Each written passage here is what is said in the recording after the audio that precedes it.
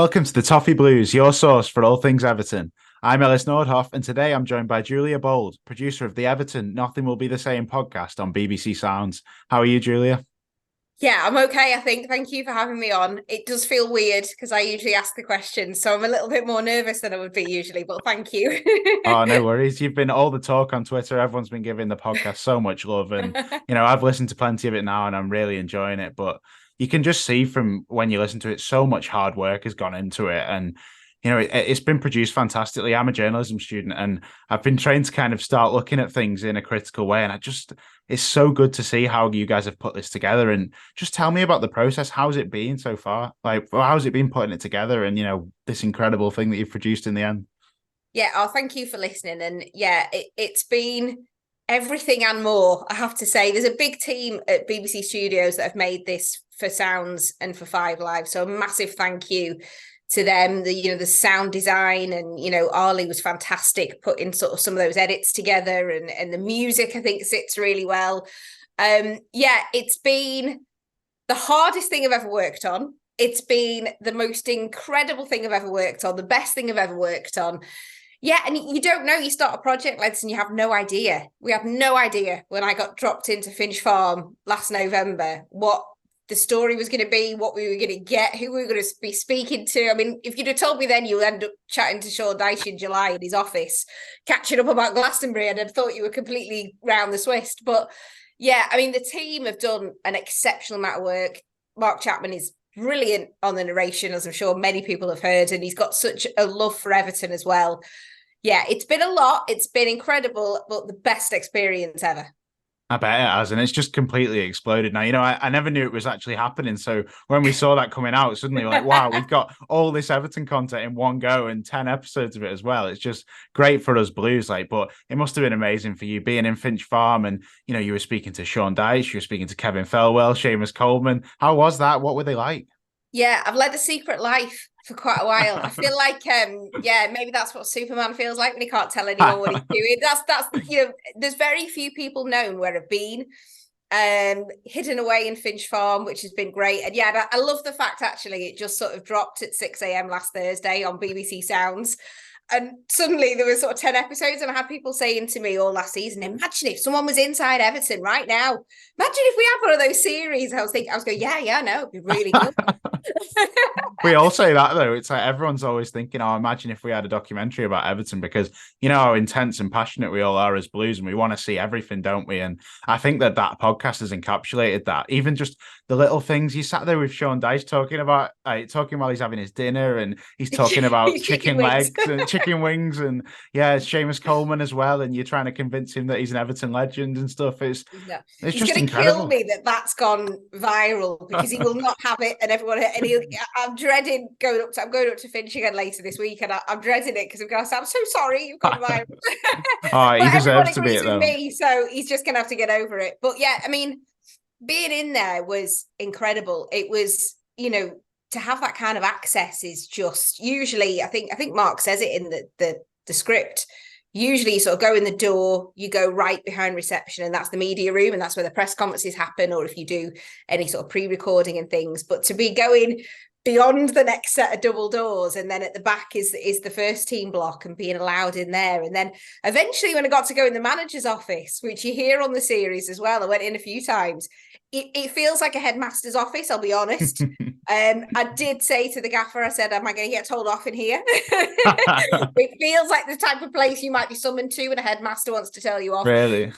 But yeah, everyone was brilliant in there. And I can only thank, it doesn't feel enough to thank the club for how honest everybody was, because, they were. And it was difficult. It wasn't as if, as everyone knows, it's no secret what happened last season. It wasn't as if I was in there covering everybody winning every game and going to Wembley for a cup final. And, that would have been incredible in a different way. And access, it's always easier when everything's going right. But the fact that people were so honest and open in some really tricky circumstances, like in January, where, Frank Lampard, who was lovely with me, up until the point he left, he was fantastic. He really engaged with what we were doing with the podcast.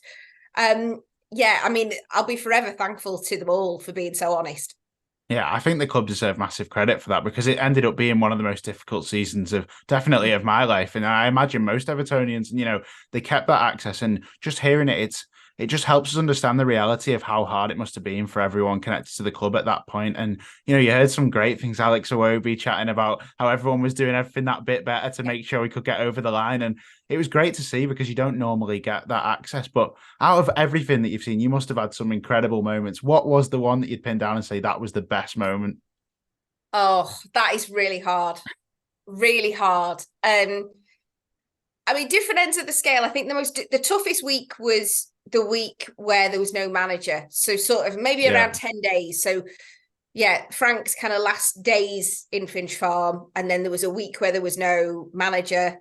And then Dyche arrived. That was an incredibly intense week. And everybody feels, that burden for him. Everyone feels terrible for how it's ended up. They are, as you say, to get that access. I hope people have got from this now that they are still human beings and they are incredibly Absolutely. normal people despite what's going on. And that's hard to see that. And it's hard to see everybody feeling, sad about it and upset. But I think as Seamus says in the series, you've also got to just move on very quickly. And that's kind of football.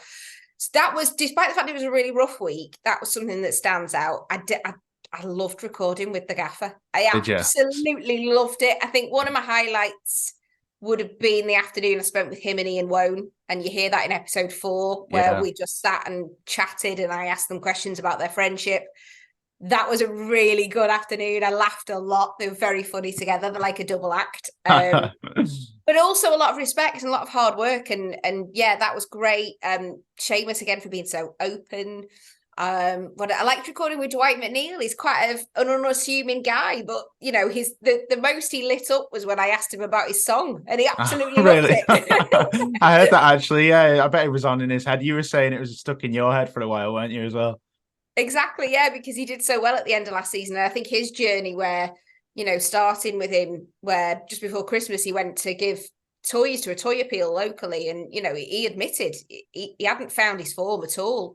And he knew what people were saying. So for him to kind of go on that journey of digging in and not giving up, and that kind of tells the story of the season. And yeah, the whole thing, it's hard to pick out a moment because there were so many moments. And then obviously the last game of the season, and then Oh yeah, being allowed wow. to go back in as well, which I think you're on the bonus episodes now. So we went back in to sort of do a catch up, which was interesting. Yeah, well, that didn't have to happen either, did it? And the club gave you that access. After the season's ended, of course, at the start of the season, we don't know how it's going to go, but the fact that they gave you that extra access at the end, that's just brilliant. And there's so many parts of the podcast where I look and think this is great because the honesty of the interviews, I think, is fantastic because the fact that you get to hear from the players and the manager in a more normal setting, you can tell that straight away. When you hear Sean Dyche, when he's sat at the dinner table, he's way more relaxed than he is when he's doing his press conferences. And, I think it's just a really accessible podcast in general. It doesn't matter if you're an Evertonian. It doesn't matter if you're even a football fan. I think the best football podcasts and documentaries are the ones that are accessible to all. And I imagine you could go and listen to that as someone who's never watched football and understand it because the way that it's written and produced, it's easy to understand for someone who's not an expert on football. Yeah, I've had a few people contact me actually and say, I'm not into football and I saw this doing the rounds and I've put it on and I can't stop listening.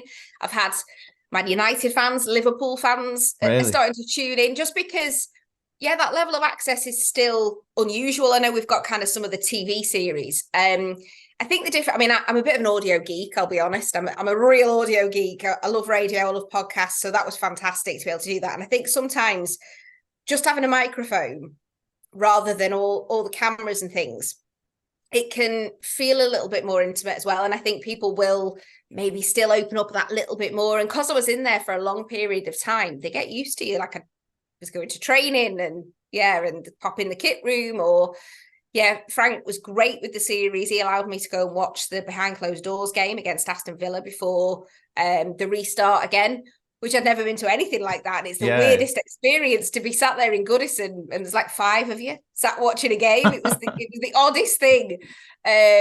Connor Cody brought his kids.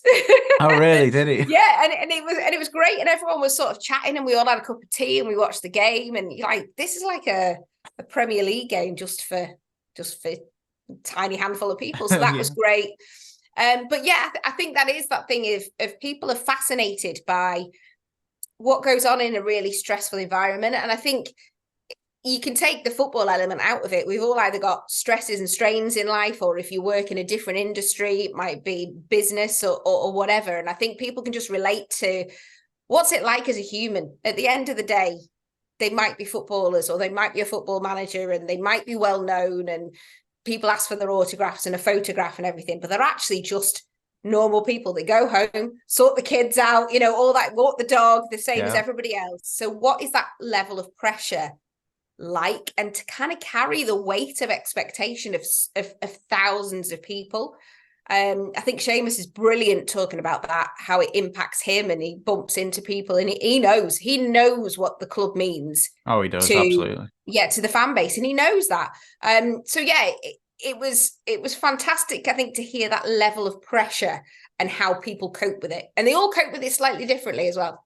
Yeah, I think players will deal with it how they do compared to others. And, not every player have been through a season like what happened last season. Not every player is used to a relegation battle. And I imagine they all dealt with it differently. Alex Iwobi said he liked to be quite relaxed before games. I imagine others had really strict routines that they wanted to keep to. But the fact that they all pulled together in the end, it couldn't really have been a better season to do it on in the end, because of just the story of the narrative's just, it almost as if it was a movie script, isn't it? When Decore put that in against Bournemouth and just kept us safe. Of course, we didn't want it to get to that point, but the way that the narrative panned out, it's you can really look at that and go, hopefully this was a real pivotal point in Everton's history where we can then build on it afterwards. And that's why I think it's nice that you've got the 3 or 4 interviews in the bonus episodes, because then it's like looking to the future, what's coming next. So that leads me on quite nicely to actually ask, is there anything planned for the future? Is the door open for you to come back? Because I'm sure most Blues would love to see some more. I've seen the conspiracy theories online that I might be in there now, or no, I'm not in there now. There's, as far as I'm aware, there are no other plans. I don't know. Of course, if someone came knocking at my door and said, "Do you want to go back in?" Despite the fact there were points in there where it was so stressful, and as you say, the season, I mean, now I can look back and go, what a great season to be in there. It was a lot. Yeah, I bet. Yeah. And, I'd jump at the chance to go back in. Who knows? I don't know. Sometimes things are best left as one-off. So if it was a one-off, I'd be absolutely delighted that I was the person in there and got to let everyone know what it was like. And if that happens, then great. And if not, I'm more than happy. But I'm just delighted that so many people like it. Yeah, it's got to be one of the most rewarding pieces of journalism you've done in your career. That is such an incredible achievement, to be able to follow such a huge football club for a whole season and be right in there in all access, exclusives. And it's just amazing to watch for us. And, I'd love to do something like that when I was older. So thanks so much for doing it. And I think on behalf of every Evertonian, they've absolutely loved it. I've heard so many good comments about it. So, honestly, I feel a bit embarrassed having to listen to that, because it's it was the club that were brilliant. They could have shut the doors at any point. They didn't have to keep me in there, and they stuck with it. And I think that level of communication and transparency is really important, and I hope people have heard that. And yeah, everyone at BBC Studios, I have to thank. Everyone at Sounds have been amazing. Mark Chapman's been amazing as well. And yeah, do you know what, the way the fans have reacted, I'm completely overwhelmed at the minute. I've not slept that much since it came out, because it's been really genuinely overwhelming. I'm just an average bod who goes home and walks my dog, and to have all these people asking me so many questions has been amazing. But I'm just delighted that people like it. And the hard work pays off, doesn't it? You've spent months and months on this, and yes, we hear all the bit Keeping about quiet as well. Yeah, you've been doing that as well. And you think we hear the interviews and stuff, but we don't hear the producing of it, the decision making, where to put what. And, so much goes into something like this. And you've mentioned other people that were involved. It's a massive effort from everyone at BBC Studios and 5 Live. Oh, completely. Yeah, you wouldn't believe the amount of hours that have gone into this project, and it just becomes your life, and it certainly became my life. And everyone on board felt exactly the same about it, and it became more and more personal the longer you're in there and the more you're invested in it yourself and you're part of it. That there's no way that you can't become invested in it. And the last few weeks I just found myself even in there thinking, what can I do to help? And I was saying hello to everybody and checking if everyone, right, do you want another cup of tea? And that was like, there's not a lot I can do to kind of make points magically appear on the board. But yeah, and it was like that in there, from Mo on reception that you hear to Jimmy in the kit room and Tony in the kit room, the ground staff, everything. Everyone just did everything they could to get Everton over the line. And I think that comes across, that actually it's really together in there. It's really passionate and everybody really cares. Yeah, it definitely does come across, even hearing from the ground staff, Jimmy Martin, that's, it really is a team effort there. And I think a team effort from all of you guys who've put this together as well. If you haven't heard it already, BBC Sounds, Everton, nothing will be the same. It's an absolute must listen. I'll tell you that right now. But thanks so much for coming on, Giulia. It's been great to speak to you. Oh, it's been my absolute pleasure. And thank you again to everyone that's listening. I really appreciate it. And yeah, I'm loving seeing your comments. So yeah, it's been an absolute privilege. Twitter's just flooded with comments for you at the minute. It's just been an amazing reaction to it. But that is all from the Toffee Blues today. Do hope you enjoyed. Please do leave a like. Go and check out the podcast. You absolutely have to. I'm telling you that. You absolutely have to. It's brilliant. But yeah, leave a comment if you enjoyed, and I'll speak to you later. See you in a bit.